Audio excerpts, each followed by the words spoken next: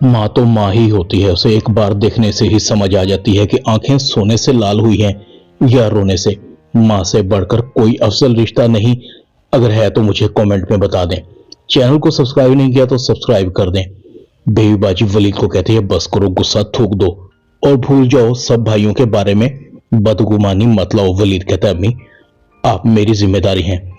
अब्बू ने आपकी जिम्मेदारी मुझे दी थी, मगर अफसोस मैं उसे ठीक तरीके से निभा नहीं सका। रह गई बात भाइयों की, वो सब अपनी अपनी दुनिया में मगन हैं। जब उनके दिलों में और घर में माँ की इज्जत ना रही, उससे छत भी छीन ली, तो फिर क्या बचा है। अब मैं आपको इनके आसरे पर छोड़कर नहीं जाऊंगा। एक घर मेरी नजर में है, हम वहां रहेंगे। बेबाजी अस्मा से पूछती, अस्मा नसीर नहीं आया तुम्हें लेने? अस्मा कहती है, वो नहीं आएगा। बेबाजी कहती है, क्या मतलब है तुम्हारा? तुम दोनों के दरमियान कुछ नाराजगी चल रही है? अस्मा कहती है, अम्मी नसीर उसी लड़की से शादी कर रहा है जो मुझसे पहले उसकी जिंदगी में थी, जिससे वो मोहब्बत करता था। बेबी बाजी कहते, नसीर अपने साथ बहुत बुरा कर रहा है, वो लड़की नसीर को बर्बाद कर देगी। मैं नसीर से बात करती हूँ। अस्मा कहती है, रहने दे अम्मी, कोई फायदा नहीं उसे कुछ कहने का। मैंने भी सोच लिया है, नसीर को उसके हाल पर छोड़ दूंगी। ऐसे रिश्ते को टूटी हुई जूती की तरह घसीटने का कोई फायदा नहीं जिसमें एक दूसरे की इज्जत ना हो। घर घर से ज्यादा मातम कदा लगे। इससे बेहतर है कि हम एक दूसरे से अलहदा हो जाएं। मैंने खुला के लिए अदालत में केस रजिस्टर्ड करवा दिया है। मेरी आपसे रिक्वेस्ट है कि आप मुझे मजबूर नहीं करेंगी, बल्कि आप मेरे साथ शाहजेब के साथ साया बनकर मेरे साथ रहेंगी। मुझे और शाहजेब को आपकी जरूरत है। फरहत भी बेबीबाजी का पता करने आ जाती है। फरहत बेबीबाजी से पूछती है, आप कैसी हैं अम्मी? बेबीबाजी कहती है, मैं ठीक हूं। वो वासिफ को उसके ऑफिस वालों ने इतनी जल्दी से बुलवा लिया कि उसे वक्त ही नहीं मिला। वलीद कहता है, बस करें भाभी, हमें आपकी वजाहत की जरूरत नहीं है। वासिफ भाई से इतना नहीं हुआ कि वो अम्मी से मिलकर ही चले जाते। ठीक है, उनकी जिंदगी है, अगर वो हमसे नहीं मिलना चाहते तो उनकी मर्जी। दूसरी तरफ जमाल सोचों में गुम है।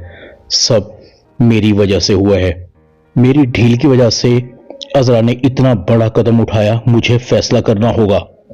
खुदा का खौफ, उसे एक मिनट के लिए भी ख्याल नहीं आया कि वो मेरी माँ है।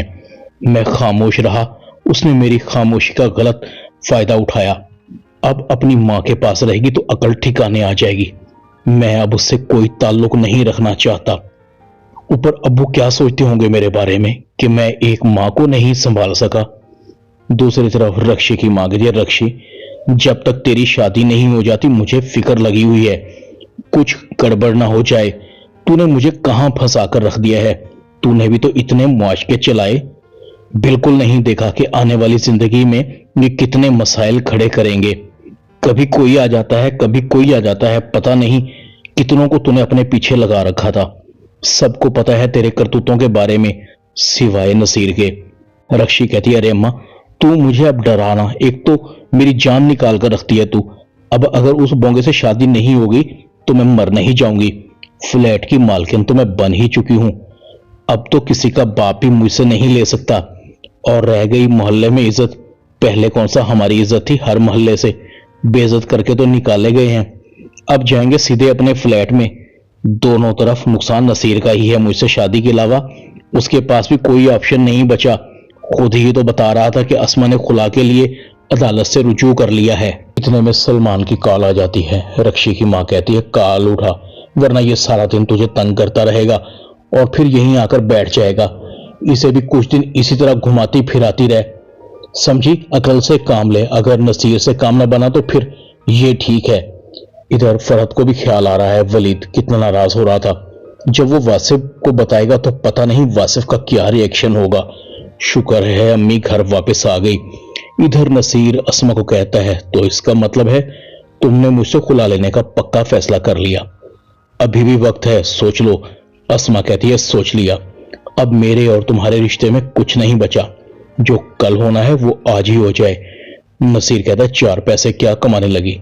तुम तो बहादुर हो गई, सारा दिन कैंची चला चला कर तुम्हारी तो जुबान भी कैंची की तरह चलने लगी है।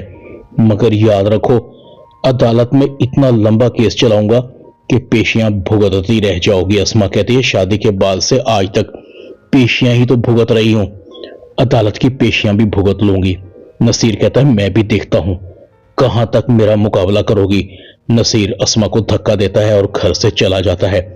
अस्मा की आंखों में आंसू आ जाते हैं। बेबीबाजी कहती है जमाल अजरा को वापस ले आओ। जमाल कहता है अम्मी ये आप कह रही हैं, जानती हैं कि उसने कितना बड़ा गुनाह किया है, उसकी माफी उसे नहीं मिल सकती। मुझे ये कदम बहुत पहले उठा लेना चाहिए था, आज तक उसका किस्सा खत्म हो जाता। और प्लीज आप मुझे मजबूर मत करें, वो औरत तो औरत कहलाने के काबिल ही नहीं है। जब से वो इस घर में आई उसने हमेशा घर का माहौल खराब करके ही रखा।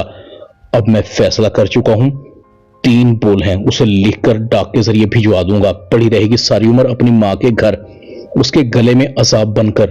दूसरी तरफ अब अजरा को भी दिन में तारे नजर आने लगे हैं, क्योंकि अजरा की भाभी उसके वहां रहने से बिल्कुल भी खुश नहीं है। इस अजरा की बच्ची ने अपने ससुराल में तो सबका चैन सुकून बर्बाद कर ही रखा था, अब मेरा चैन सुकून बर्बाद करने आ गई है। मैं करती हूं बात, अजरा को मैं इस घर में बर्दाश्त नहीं करने वाली। बेबीबाजी भी कहती है जमाल तो अजरा को वापस लाने के लिए कभी मानेगा ही नहीं। जमाल ने अजरा को घर से निकालकर अच्छा नहीं किया। वलीद कहता है जमाल भाई ने बिल्कुल ठीक किया, उन्हें ऐसा ही करना चाहिए था। मैं तो कहता हूं उन्हें यह काम बहुत पहले कर देना चाहिए था। जो कुछ उन्होंने किया वो माफी के काबिल नहीं। जमाल भाई को उन्हें इस घर लाना ही नहीं चाहिए।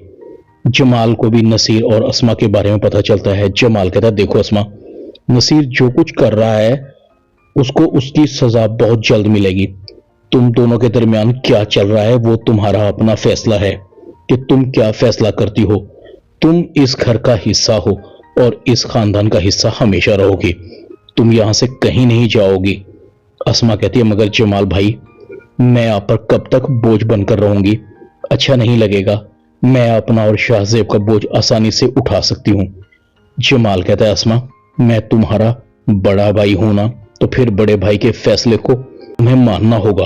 दूसरी तरफ अजरा की मां अजरा को कहती है तुमने अपनी सास को घर से धक्के देकर निकालकर बिल्कुल भी अच्छा नहीं किया। आ गई हो ना, अगर जमाल ने तुम्हें तलाक दे दी तो तुम्हारा क्या बनेगा। अजरा कहती अम्मा, जमाल ने मुझे घर से निकालकर तेरे पास क्या छोड़ दिया, तूने मुझे बातें सुनाना शुरू कर दी।